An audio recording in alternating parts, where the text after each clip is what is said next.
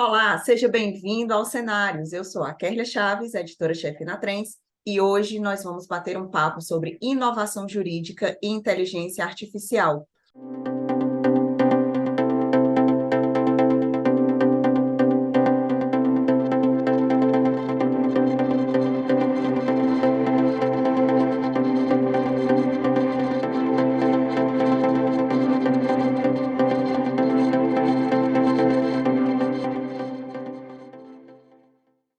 Nosso convidado desse programa é o Rafael Mota Reis, que é advogado e professor de Direito Econômico.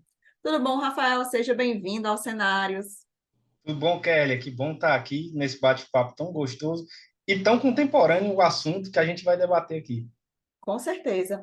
Então, vamos começar. Eu gostaria de saber de ti como que a inteligência artificial está impactando o setor jurídico atualmente, né? Quais são os principais benefícios que ela traz para a área? Você pode falar para a gente? Claro, principalmente depois de dezembro, né, com esse febre toda de chat GPT, enfim, tudo isso que vem virando pauta nas conversas em todos os ambientes, isso não é diferente na área jurídica. Na área jurídica, na verdade, inclusive, isso já era algo que preocupava muitos dos juristas já há um bom tempo. O próprio Tribunal de Justiça do Estado do Ceará, salvo engano, desde 2020, já vinha tentando alguns projetos piloto do uso de inteligência artificial para tentar dar vazão às demandas que ficavam represadas no tribunal, de processos, de recursos, né? E isso também já vinha tentando ser adaptado às soluções que a advocacia, que o Ministério Público, que a Defensoria precisam para dar de conta de todos os problemas mundanos do meio jurídico, do meio forense. Hoje, essa realidade, sobretudo depois desse chat GPT, só veio abrir os olhos de muitos profissionais que, na verdade, estavam tentando se esconder disso, achando que isso era uma realidade muito distante, que não ia chegar e que não ia impactar o nosso meio.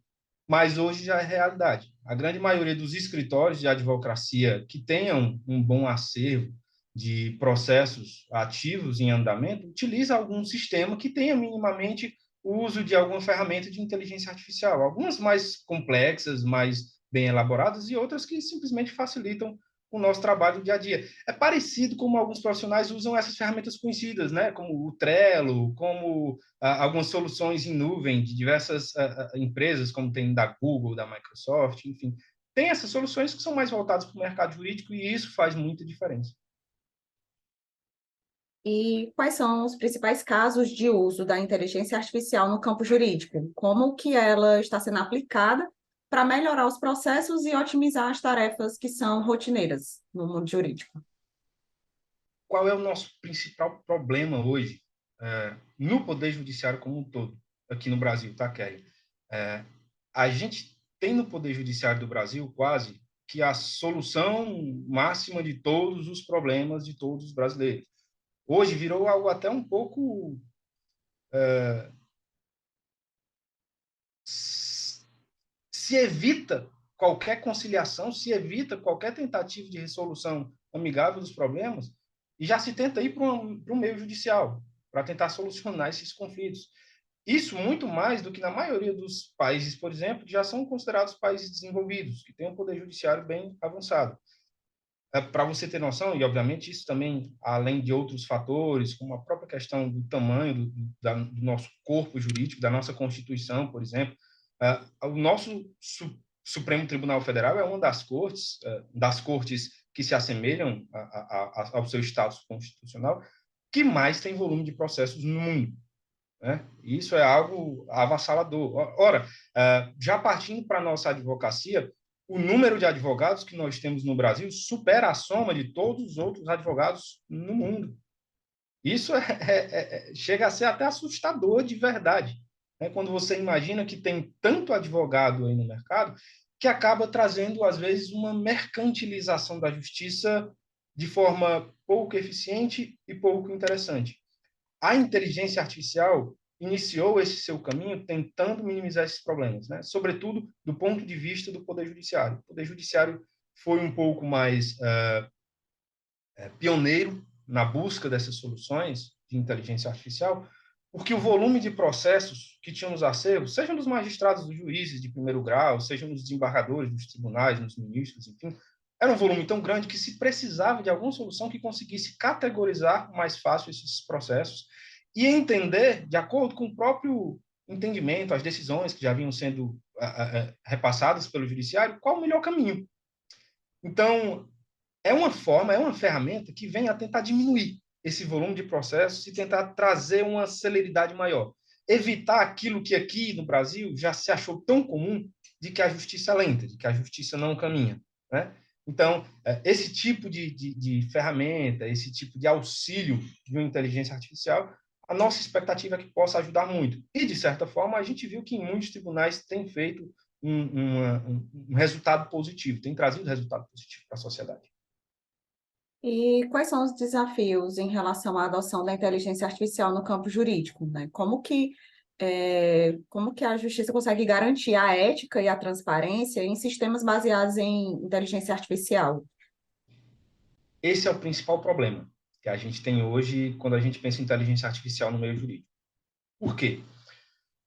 A inteligência artificial, quando aplicada, por exemplo, sobre as ciências exatas, é algo que traz menos preocupação. O que, via de regra, vai ser um conjunto de algoritmos que vai tentar determinar, seja um cálculo específico, seja uma matriz, seja, enfim, qualquer tipo de resultado, daquele ponto de vista da engenharia ou da física, que você precise obter de uma forma mais rápida, de uma forma mais eficiente. E, por óbvio, se o algoritmo tiver sido pensado, se a computação daquilo tiver sido realizada de uma forma correta, não vai haver muitos erros, não vai haver muitas falhas críticas naquele resultado. Quando a gente passa para o ponto de vista da ciência jurídica, das ciências sociais como um todo, isso é bem preocupante, né? Porque é importante a gente pensar que cada caso é um caso. Não adianta a gente achar que nós temos aí, tem acervo de desembargadores, talvez com 2.000, 3.000, 5.000 processos, é muita coisa, tem que dar vazão. Mas se for tudo jogado na vala comum daquele processo que acredita que o resultado é aquele, que o final é aquele, e não for analisada a peculiaridade do caso, a gente pode estar efetivamente não fazendo a justiça. É aí que está o grande problema, é aí que está o grande mote disso, né? A gente vê na sociedade ocidental como um todo uma grande preocupação, por exemplo, com as redes sociais. As redes sociais hoje, elas atuam e elas criam o que hoje a gente fala de uma forma mais comum, corriqueira, as bolhas sociais.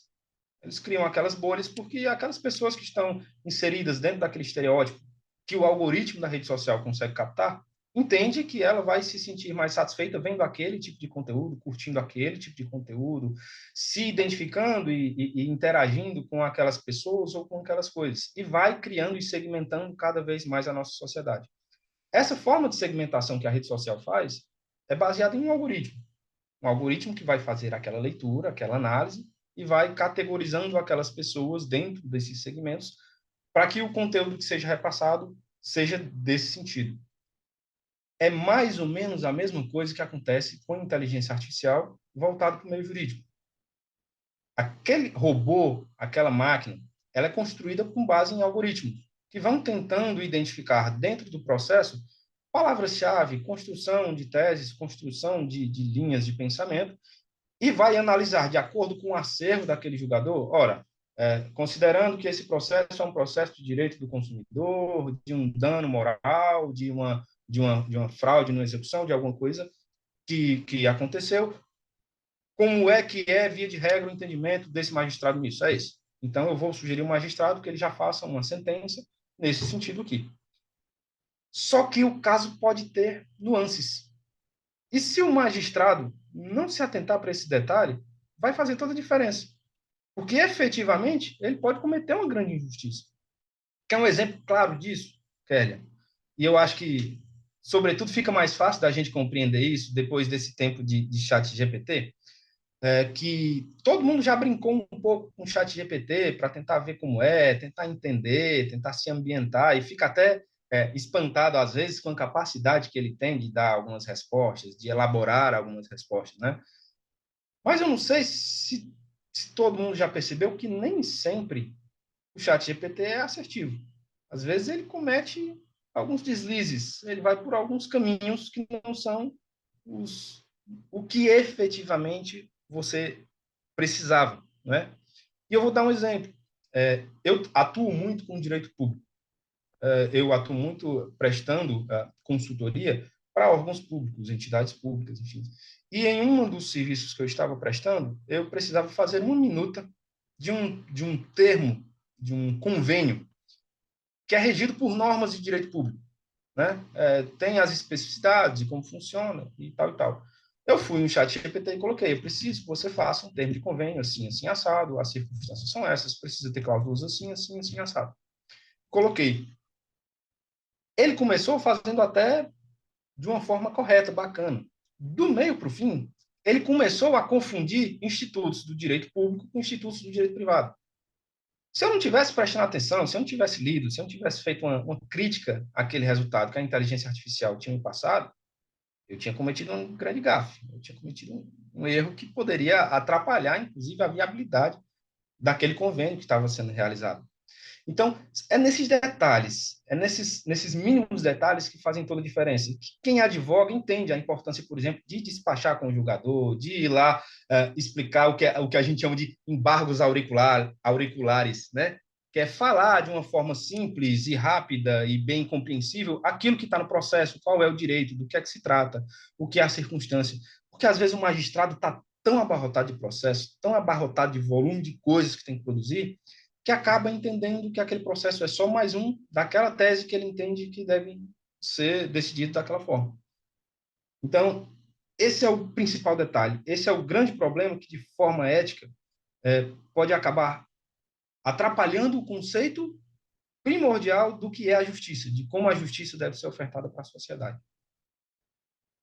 Ok. E quais são os impactos da inteligência artificial na tomada de decisões jurídicas? No caso, ela pode ser usada para a tomada de decisões e, no caso, se ela for usada, quais os impactos disso? Temos dois impactos que têm que ser analisados. Um impacto do ponto de vista crítico, óbvio, que é justamente a necessidade de haver uma análise acurada do resultado da tomada de decisão que será sugerida pela inteligência artificial. E esse impacto é um impacto que tem que ser analisado do ponto de vista de todos os operadores do direito, e é algo que eu já venho dizendo em todas as rodas de conversa, em todos os ambientes em que a gente discute esse tema. Não tardaremos a ver cursos de pós-graduação, por exemplo, de operadores de inteligência artificial. Não tardaremos a ver cursos técnicos profissionalizantes de uso de inteligência artificial, né? Isso será muito necessário, porque precisamos criar alguns filtros desse resultado. Ora, se nós teremos juízes e desembargadores, julgadores de uma forma geral, utilizando a inteligência artificial para tentar dar uma agilidade maior na efetividade das decisões jurídicas que ele está lá pondo, ele vai precisar criar critérios de análise, de revisão, de verificação da acuidade daquela decisão. Desse ponto de vista, é algo que, obviamente, vai trazer não só a criação de de um novo ambiente de trabalho, de uma nova área de trabalho, que aqueles que forem mais especializados nisso vão ter prioridade nesse campo, né? Como também vai trazer, do outro lado, o segundo impacto, que é o impacto da efetividade. A inteligência artificial está aí para isso, para ser uma ferramenta, para trazer mais efetividade, mais agilidade, não só na tomada de decisão, mas em todo o processo que vem nesse meio de caminho, né? Seja de uma análise de um processo, de uma análise de um documento.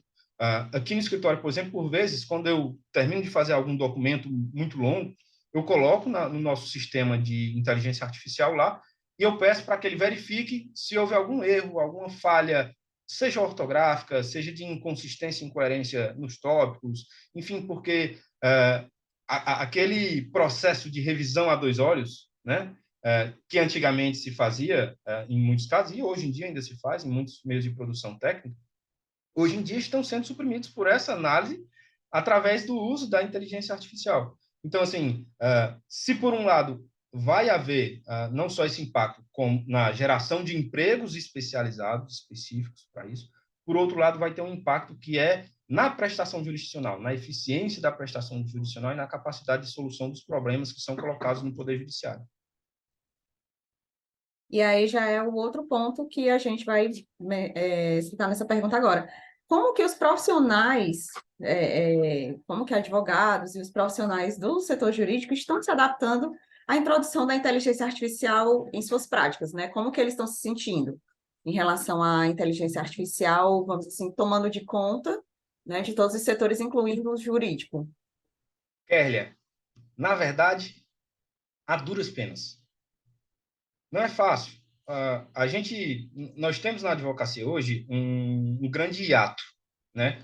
Se você for olhar na advocacia cearense, por exemplo, hoje nós estamos chegando já na OAB de número 50 e tantos mil. Nós temos um volume gigante de advogados aqui no Ceará.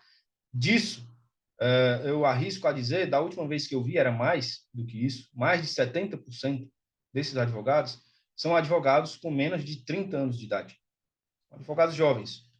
Para esses advogados, de certa forma, há uma familiaridade muito maior com a tecnologia. E isso foi importante para algumas bancas de advocacia, alguns escritórios, com o advento da virtualização dos processos, do uso dos sistemas eletrônicos, como o PJE, o Processo Judicial Eletrônico, do ESAGE, enfim, todas essas soluções, para quem tinha mais afinidade com os sistemas de informação, isso fica muito mais fácil.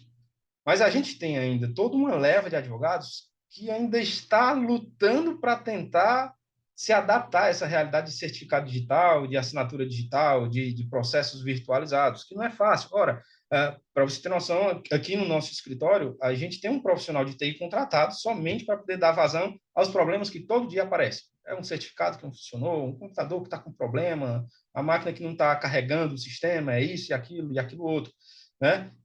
Isso é muito complicado quando você vê aqueles advogados que estão tentando fazer a sua carreira de forma carreira solo, né? E tentando ou começar nessa forma aguerrida ou tentando continuar a sua advocacia, às vezes aquela advocacia mais tradicional, sobretudo nos municípios pequenos. Você fazer assim é muito difícil.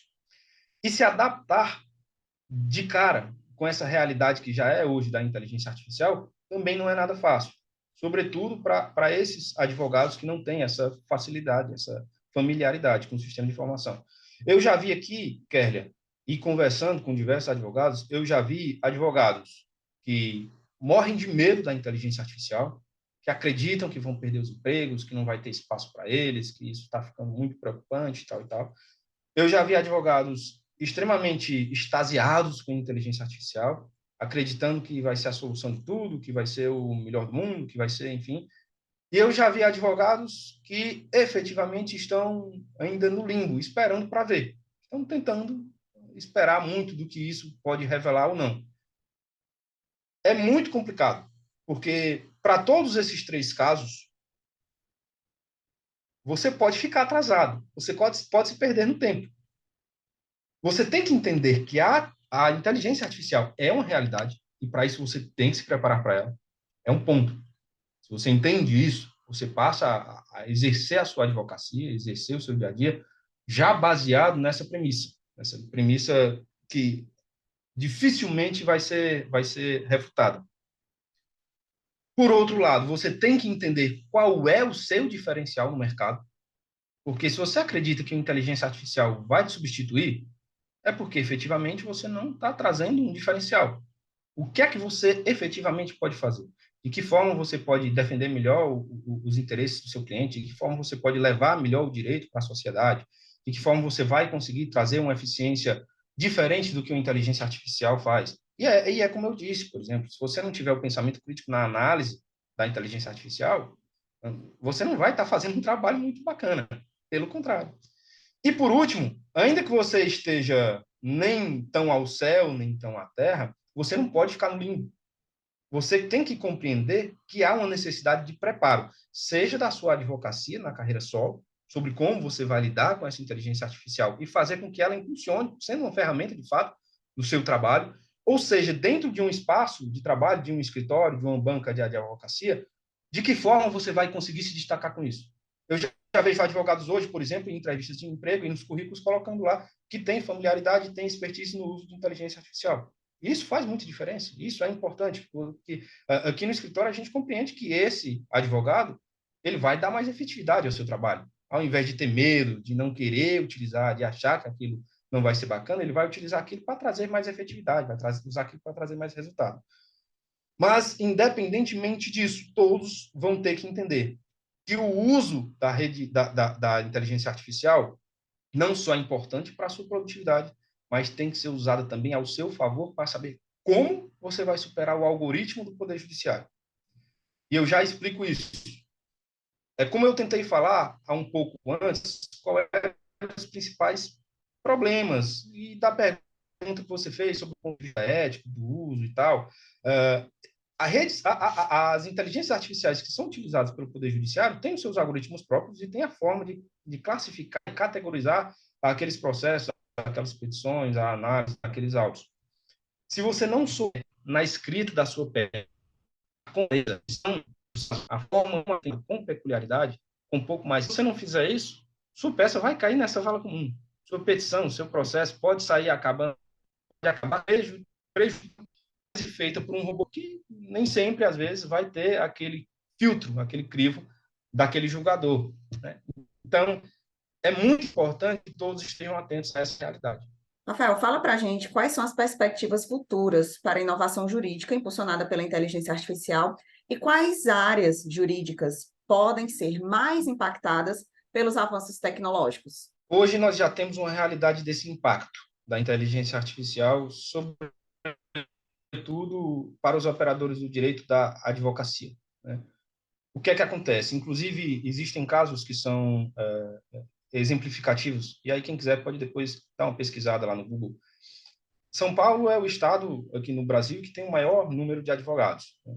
E lá, a prática costumeira de escritório de advocacia contratarem processos repetitivos. Às vezes é um escritório que presta serviço para um banco, e aquele banco tem que ficar fazendo cobranças judiciais, de débitos, enfim.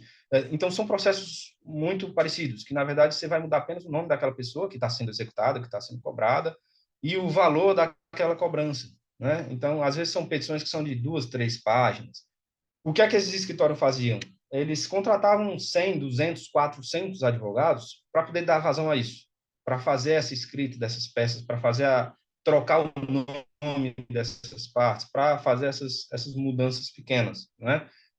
E às vezes eu levo a esse extremo desses casos, mas obviamente tem muitas outras teses, muitos outros tipos de processos que são massificados. Vários escritórios desses já passaram a fazer demissão em massa de advogados, porque a inteligência artificial supre esse tipo de atividade. São atividades que são muito corriqueiras, são muito maquinais, não tem tanta diferença. É como eu vejo, por exemplo, que isso já pode ser um futuro em muitos municípios aqui no Brasil, nas procuradorias jurídicas, para as execuções fiscais. Aquelas cobranças de tributos, de IPTU, né, dos lançamentos, enfim, como são processos muito... As petições são muito simples, são muito padrão. Aquilo ali, os advogados que atuam meramente nesse tipo de advocacia vai ser muito complicado. Já estava complicado, o mercado já vinha saturado com o número de advogados. Isso só tende a piorar, né? Mas, obviamente, para quem conseguir extrair o melhor sumo disso, vai conseguir também elevar o nível das discussões no judiciário, porque através de uma inteligência artificial, hoje, cara, você pode pegar um processo de 3.000 páginas, 4, 5.000 páginas, e conseguir extrair, em uma rapidez gigante, um volume de dados e informações sobre aquele processo que vai conseguir te deixar a par de qualquer demanda. Né? Aqueles que souberem utilizar essas ferramentas ao seu favor vão estar preparados para praticamente qualquer demanda no setor jurídico. Tendo preparo, tendo conhecimento, analisando aquela seara, obviamente não vai ter nada que possa ser tão dificultoso a ponto de que a inteligência artificial não venha a ser uma ferramenta capaz de suprir essas dificuldades. Então, eu fico, na verdade, com uma perspectiva muito positiva das inteligências artificiais. Entendo, sim, obviamente, que do ponto de vista ético é necessário que a gente consiga criar alguns freios e contrapesos para isso, alguns filtros que possam trazer um resultado melhor, não só mais eficiente, mas também, como a gente já falou, mais ético. Mas, obviamente, isso vai depender tão somente desses atores, desses operadores do direito saberem utilizar bem essas ferramentas ao seu favor. Não adianta de nada eu achar que eu vou conseguir simplesmente fazer marcenaria com uma serrinha de unha. Né? Eu vou precisar de uma ferramenta boa, vou precisar de um cinzel bom, vou precisar de uma serra boa. Né? Então, são ferramentas que, para aqueles que sabem usar com maestria, vão trazer resultados muito mais positivos do que a atualidade pode nos fornecer. Com certeza. E agora, para a gente encerrar o nosso programa, vamos às considerações finais do nosso convidado. Rafael, a palavra é sua, fique à vontade. Eu queria só mais uma vez agradecer a oportunidade da gente bater esse papo. Eu fico muito animado sempre que a gente conversa sobre qualquer assunto nesse sentido.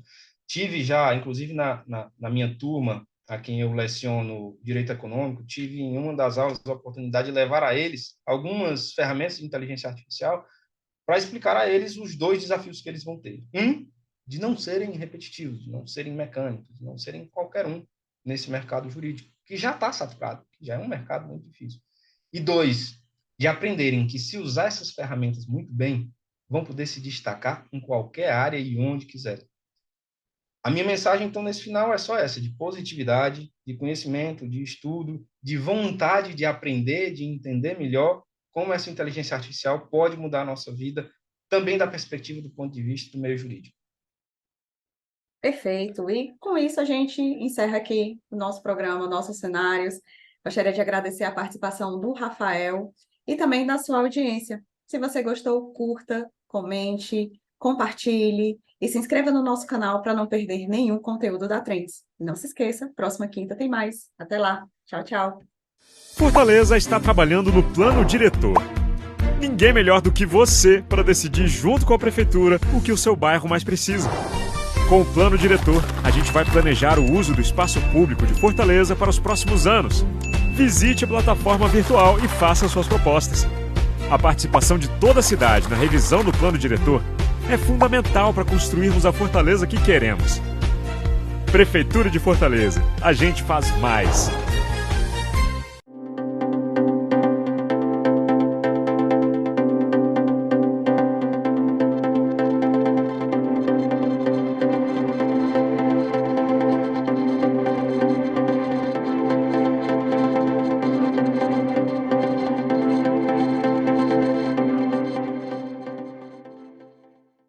Inscreva-se no nosso canal, ative o sininho e fique por dentro dos melhores conteúdos.